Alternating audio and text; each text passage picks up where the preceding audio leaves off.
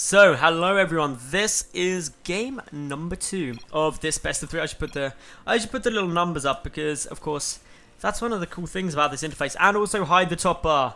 Nobody saw the top bar. I did not forget to do that. God, why do I always let that happen? Bad person. Anyway, down in the bottom left position of Whirlwind, spawning as the red Terran player, it is none other than Morrow. And his opponent up in the top right, the blue Terran player, it is MarineLorD. So, Morrow v MarineLorD, game number 1. I said briefly between the games on my stream that I think one of the most interesting parts about game number 1 was that push with Morrow down the right hand side of, well, the cliff area in the center, where he was able to just force MarineLorD to pull some units back and really spread thinly. Until that point, MarineLorD had a nice contain on Morrow. But I'll be very interested to see how this play works out on this map, because if they both go for mech again, this is a huge map. Personally, I think a bio composition would be better here. Dropping quite heavily would be quite nice, just due to the amount of dead space you've got coming into the main and also coming into the natural. You can get those drops down very nicely. But anyway, SCV coming to the center. Oh, MLord.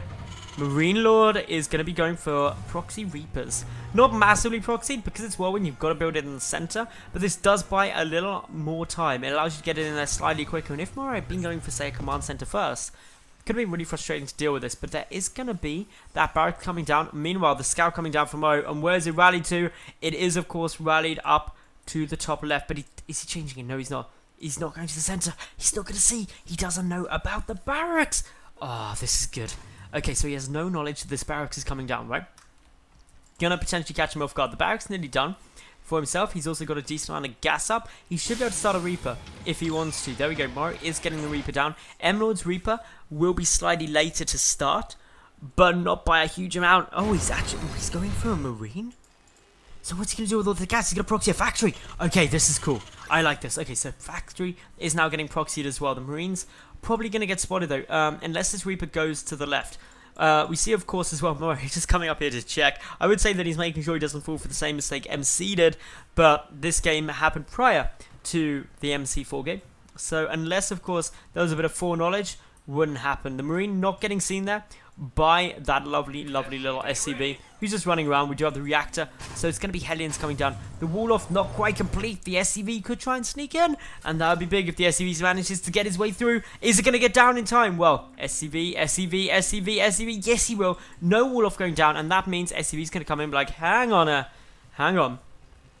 You got a gas, and I don't see anything. Proxy incoming. Proxy is incoming. Got to be careful. So, already the natural command center is on its way down. We've got a factory getting started by Morrow himself. This could be potentially a bit of a quicker game. Starport coming down as well. Trying to work out, hang on, where's this proxy? The Reaper coming up could be brilliant though, because there really isn't anything to defend this. And the supply depot wall off is not going to be able to stop a Reaper if the Reaper wants to get in, because of course there is some cliff area. Just jump all up and about on. Always good fun to see that. You know what? One lone Marine making his way forward. The Reaper just going to be able to kite all damn day. The repair coming down is actually quite a nice move here, but whether it buys enough time, it's not even really buying time for anything because there's no units coming back. MLord needs to kill this Reaper so incredibly quickly. The Marine will take out the SCV building the command center. That's going to be quite annoying because you can't even lift and get away now. It'd have to be cancelled, and of course you never want to be cancelling a command center when you are getting down this nice and early. In come a couple of Hellions. Good damage being done here by Morrow. Meanwhile, MLord, he's just taking a bit of a beating actually. This isn't too good to see. MLord struggling a little bit, and it's all very, very annoying for him. And this could actually be, I've just realised something, but I'm not going to give it away. But anyway, we do see that Morrow coming up. He has managed to clean out MLord's units. He's lost quite a few though. 14 SCVs have been killed. MLord just needs to deal with this Reaper, which he's using the Hellion to do so with. Of course, the starport is not known for the moment. The tech lab is coming down though, so we could see a Banshee follow-up to this. Morrow sending out the lone little Hellion. And my question really is, will this Hellion be able to do much in the center of this map? Probably not. One Hellion against two. You don't have to know anything about StarCraft to know that two Hellions are going to be one Hellion just through sheer numbers. No matter how well you micro that one Hellion, 2 will always win. But there's a bunker up from Morrow, so that means that more aggression is going to be tough unless it goes down at the natural. Remember, of course, MarineLorD has not taken a natural command center yet. This is pretty all in. We do see that the medevac, I'm sure I heard a medevac there somewhere. Maybe my brain is playing tricks on me, but no, the first one only just now coming out, so I must be going slightly crazy, which does worry me, but I know worse things could happen. The Marine drop, the Marines are here ready to deal with the drop, and that could be the problem. The tank as well. Sieging up that tank will make it very difficult for the medevac to try and get through, but dropping a couple of units down will get a nice spread on the Hellions. Away from the tank line. Well, sneaking in up there. And this just means now the MarineLorD able to back away and just try and come in with a couple of Hellions to the natural, but nothing really here. An SCV potentially could have died there if there were instant reactions, but still the damage has been done. 19 to 26 workers. That was from the first little push in by MLord. So he's ahead in the income. Has been for quite a while, getting double the gas income. That's quite substantial, which is allowing him to get out Cloak and the Banshee. And there's no missile types, there's no engineering bait. There's going to be no answer to that as of yet. Plus the natural base taking a bit of a beating from Hellions. Of course, Hellions are not going to take down this Orbit Command unless there was a massive mistake, but there is a drop coming up into the main, and ooh, the Marines, they're taking quite a big couple of shots there. 4 Hellions managed to sneak their way through.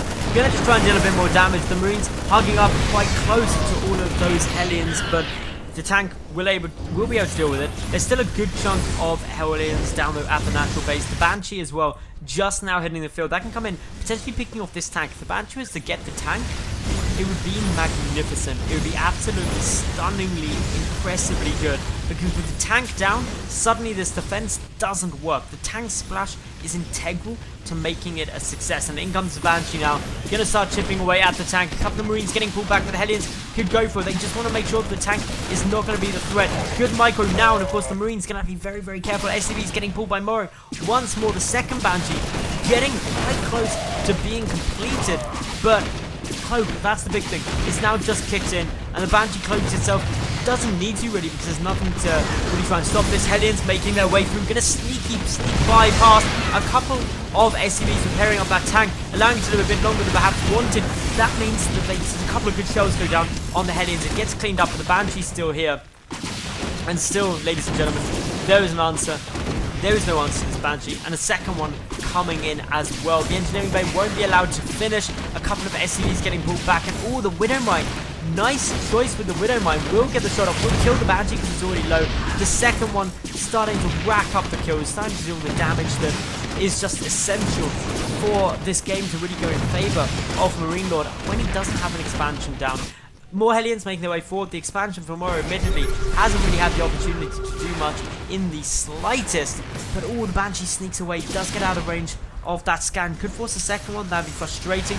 But in we go now with more Hellions, and well, the Widow Mine seems to have been taken out wherever it was. There's one more right underneath here, but no scan available. The Hellions dealing some nice damage, the Viking even landing. But Morrow now down to just 9 workers. His only saving grace is that he's got this base. However, that's a command center coming down. I did also hear, if I'm not mistaken, a Banshee. Yep, there we go. So the Banshee from Morrow trying to do a little bit of counter aggression. Morrow wants to pick off more units if possible. He's got Cloak. He doesn't counter Cloak, so no Cloak for this Banshee. That means the Viking will get the kill. Still, this is a huge, huge difference. Just shy of 3 times more workers for MLord compared to Morrow. Very, very frustrating, and because that Morrow is going to be trying to get down Cloak himself, just squeezing that out, trying to do a little bit of damage, but Cloak's going to hit at such a weird time now with the Banshee already down. I'm not sure how effective it's going to be. This natural orbit command taking quite a chunk of damage, actually. That's annoying how the missile command can take this damage, because it will need to get repaired up, or it could be a vulnerability. Buying some time, will be forced to lift and get back up, and because it hasn't mined anything really, or very little, doesn't really justify its early positioning. And I'd say MarineLorD, if anything, ahead. The only trouble he's got is because he stayed on one base for quite a long time, his main mineral patches are getting a little low, and that's not what you really want to see. You don't want to get those mineral patches too low, because you can be running into some pretty epic problems, actually, definitely, when you've only got one muling base. But the same problem is going to be occurring from Morrow now, because he started up here. The Banshee trying to rack up some kills. Got 0 so far. That's obviously a bit suboptimal. Will rack up 2, maybe 3, potentially even 4. We'll get the 4th one before it goes down, and still, just look at that. Morrow's worker count so crazy low, and now in comes a big group of Hellions for MarineLorD. But Morrow, with some good control, is taking them out slowly and will win this fight. Very nicely done. The Widowmine probably assisted quite substantially too, but let's not take it away from Morrow. He played that nicely. Really, that was a waste of units for MarineLorD. He's not going to have any answer to that. He does lose, though, a couple of SCVs back at home, so it looks like Morrow does have an answer to what MLord is doing, and that really is never a good thing, is when you really should be the one controlling the pace and direction of the game, and actually you're getting controlled. Very, very irritating. So, all in all, worker count is still up for Morrow by a substantial amount, but Morrow, he doesn't have his natural. He's down hugely on workers, 41 to 18. The income is just monumentally in favor of MarineLorD. But can that ever change? That's my question personally. Is it going to be something that can be switched up, turned around? Maybe, maybe not. We'll have to wait and see. But all in all, I'd say currently we've got a very, very happy looking MarineLorD, because he knows he's in a good spot, or at least should know that he's in a very good spot. Another medevac coming out. I'm surprised medevac hasn't been switched over to that reactor there. So yeah, what would you do now in Morrow's position? Well, your two options are both risks. You've got to take a big risk in this situation, because if you don't, frankly, you just will not get back into the game at this level of play. You're too far behind. So the risk can either be things like run-bys, harassment, trying to kill your opponent, or they can be going for some super greedy teching and expanding. That's the other option. Total worker skill 45 compared to 19. That number will go up a bit more though as these Hellions make their way through. Gonna rack up a few more drone kills, and actually quite a substantial number, bringing that worker count slightly closer, but still very, very much favouring that of Morrow. Of MarineLorD. So MarineLorD doesn't really want to lose too much more. A few little Hellions gonna try and pick some of these off, but still a 10 worker lead after losing about 37.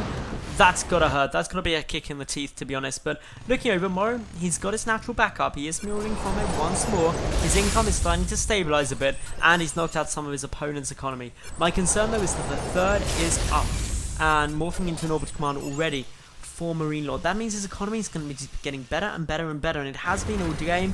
These two add-ons being allowed to live by the mighty kindness that is Morrow. Morrow also allowing the starport to live, because in the mighty kindness that is Morrow, he doesn't want to kill things unnecessarily. Just going to run past and take a look and be like, yo, it's a starport. Hey, starport, make me into a banshee. I'm like a lovely little caterpillar. I want to spread my wings and fly. I'm definitely sleep deprived. Anyway, the add-ons are finally dying. I feel bad for those add-ons. They probably will survive though now, because that's a decent chunk of infantry coming over for MarineLorD. He's going to just be able to save that up, to be fair, and nothing bad with that. Again, notice that it's a very infantry-heavy composition out at MarineLorD. That's just to make sure that he's able to dart around the map and getting a good spot. Meanwhile, over at Morrow's base, he's just adding on some additional factories, so he's going to be meching it up again. But where's mech vulnerable? Low supplies, and that is where your infantry army is looking a lot stronger. There are a couple of Hellions here. Need to be careful not to line up all the Marines. That is precisely what happens. The auto turrets trying to rack up a few kills, but not really doing too much at all. And the Marauder, while it does help, I don't think that's going to be enough. And suddenly Morrow, even though he lost a couple more workers there, it could be worse for him, because he's got his third orbital command already done. The third orbital command here up for the lovely Mr. MarineLorD. While it's down sooner, it was started a bit later. That means the mule was a bit later, but it is mining. And that mining is critical to keep MarineLorD a little bit further ahead in this game. So I'd say all of this looking fairly normal, actually. Nothing too crazy going on for the time being. But yeah, up in over in MarineLorD's base, he's just, well, he's sitting around with that Reaper and the Viking, Raven and Viking, just to see if he can do anything too good there. So the infantry sitting around the watchtower, let's talk a little bit about that. Can potentially threaten drops. No medevacs at the moment, but there could be some making their way over. There he goes. The medevacs are coming to join this force. Even if it was going to be a bit of drop play, getting those medevacs with the army, essential just to increase how long you'll last for. Smout the trades a little bit better now. The Raven is there, but does not have enough energy for a seeker missile yet. Oh, it may do. Wait and see. No, definitely doesn't. 41 needs at least 75 minerals to go for that Seeker Missile. And if the Seeker Missile was to come down, it would do some nice damage, but just this one low Marauder is not going to be enough to win this game. But there are more infantry units making their way across the map, and damage could certainly now get done. So in come these Marines, in come the Marauders. SCV's getting pulled because the auto turret's dealing quite a nice chunk. The Marauders taking up quite a good amount of the damage coming out from these Hellions. More SCV's getting pulled. Morrow is going to start losing some more stuff. Started stepping backwards. MarineLorD just trying to buy himself some more time, trying to pick up a couple more workers if at all possible. And well, there we go. Marauders getting healed up now. Is it going to be enough though? One Marauder, one medevac, slowly trying to work through as much as possible. Their second Marauder actually. GG is called, and well, MarineLorD levels out the series 1-1.